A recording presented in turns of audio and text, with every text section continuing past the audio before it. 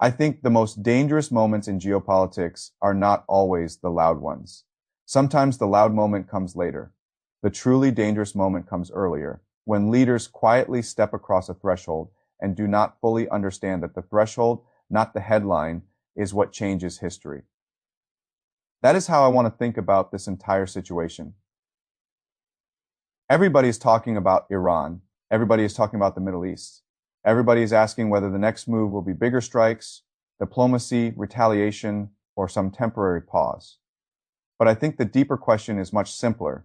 Will the United States cross the threshold from limited action into a war whose logic begins making decisions on its own? Because that is the moment Vladimir Putin is waiting for, not because he controls it, not because he needs to orchestrate it, but because once America crosses that threshold, the world begins changing in ways that suit Russia almost automatically. Right now, Washington still has agency. This is the most important fact in the whole picture. It still has the ability to define its mission narrowly. It still has the ability to stop. It still has the ability to declare that deterrence has been reasserted, that costs were imposed, that escalation was avoided, and that broader war is not necessary. That option is real, but it is perishable. And the reason it is perishable is that war creates its own momentum. That is the thing people underestimate. Again and again, every strike creates expectations. Every commitment creates sunk cost logic. Every casualty creates pressure, not for restraint, but for vindication. Every threat creates a reputational burden that makes backing away feel harder. At a certain point, the people in charge stop choosing freely. They begin serving the internal logic of the conflict. That is the threshold. And that is why this is not merely a question of whether America could defeat Iranian formations on paper. Of course, the United States can destroy enormous amounts of visible capability. That is not the real question. The real question is what happens after Washington crosses the line that makes exit politically and strategically difficult. Because once that happens, the war stops being an operation. It becomes an absorbing system. It starts pulling in time, attention, industrial capacity, alliance management, political trust, and domestic patience. This is exactly the sort of system that benefits Putin. Why? Because Russia does not need a dramatic American collapse. It needs absorption. It needs the United States to become so engaged in one consuming theater that every other priority becomes harder to sustain with the same intensity. It needs the center of gravity of Western strategy to blur. That is all. And if America enters a real land war in Iran, that blurring begins immediately. Now let me explain why this matters in a more structural way. The United States still carries extraordinary power, but modern American power depends on concentration. Concentration of political will, concentration of alliance focus, concentration of military planning, concentration of industrial effort. When that concentration is broken, the problem is not that America becomes weak overnight. The problem is that America becomes divided across too many urgent demands. That division creates openings. That is what Putin studies. He has watched the United States in long wars before. He has watched the same pattern emerge repeatedly. At first, confidence. Then early tactical success. Then the realization that victory is harder to define than battlefield dominance. Then the burden of occupation, resistance, logistics, and political fatigue. Then the argument at home about why the war is still going and what exactly success is supposed to mean. That is the threshold logic he wants to see activated again. And Iran is the kind of place where such logic becomes especially dangerous. Iran is not a small, simple battlefield. It has depth, it has terrain, it has decentralization, it has social and political dynamics that can harden under invasion rather than soften. For the United States, the war would be a chosen extension of policy. For Iran, it would be survival. That asymmetry is the fuel of quagmires. A superpower with limited public patience is often much more vulnerable in such situations than its raw military superiority suggests. That does not mean America cannot impose destruction. It means destruction is not the same as control.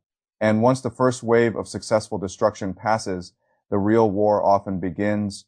Occupation pressures, rotational strain, proxy retaliation, regional spillover, economic cost, narrative drift. This is why I think the threshold is the whole story. Once you cross into that kind of war, the question stops being whether you can hit harder. The question becomes whether you can keep the whole imperial system coherent while doing so. That is much harder. And it is precisely why Putin's role in this story is so important. Even though he may say very little, he benefits from incoherence. He benefits from American distraction. He benefits from a Western alliance forced to ask whether its center of strategic gravity is still in Europe or has migrated into a much messier Middle Eastern war. He benefits from the simple fact that the longer Washington is trapped inside a self-expanding conflict, the more room Russia has to test pressure and maneuver elsewhere. This is where people make the mistake of thinking only in direct cause and effect. They ask, would an American invasion of Iran automatically hand victory to Russia? That is the wrong question. The right question is whether such an invasion would create a more favorable strategic environment for Russia. The answer to that is clearly yes. A more strained America, a more divided West, a more uncertain Europe, a more militarized and fragmented global system, a more unstable energy environment, a more distracted alliance structure. All of that helps Moscow even without a single spectacular Russian move. That is why patience is so rational from Putin's point of view. He does not need to generate the whole process himself.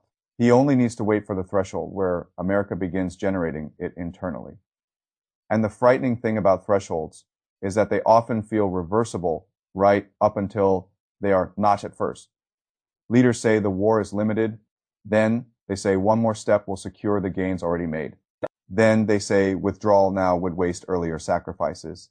Then they say credibility requires persistence. By the time they realize the conflict is choosing them more than they are choosing it, the threshold is already behind them. That is the moment Putin wants. Not the first loud strike, not the first dramatic announcement, the quiet moment when the door back to strategic discipline is almost closed, because once that happens, the consequences propagate outward. They hit Ukraine's support, they hit European confidence, they hit energy expectations, they hit trade assumptions, they hit global rearmament, they hit the old belief that one concentrated American Wolder can still underwrite too many theaters at once without paying a serious price. That is why this is bigger than a Middle East story. This is a story about whether the United States still knows how to stop before a conflict becomes structurally self-expanding. And if it fails that test, then Putin gets exactly what he wants.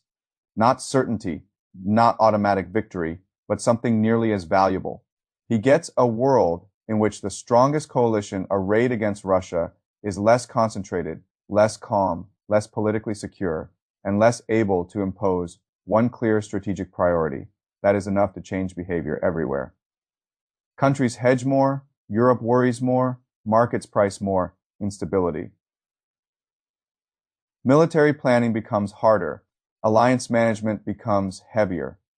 Everything becomes more expensive.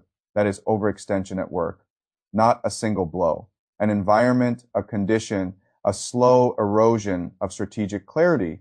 And it begins, as so many dangerous things, not with a grand collapse, but with a threshold crossed one step at a time. That is why I think the key to this entire moment is discipline.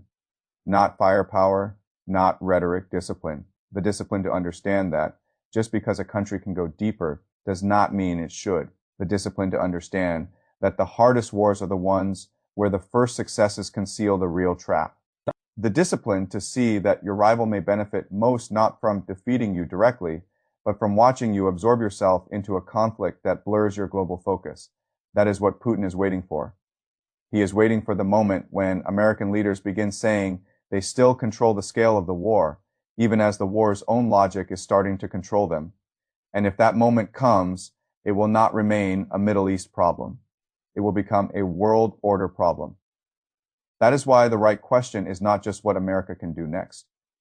The right question is whether America still recognizes the line it cannot afford to cross. Because once that line is crossed, the man in Moscow may not have to do very much at all. He may simply have to watch the threshold do the work for him.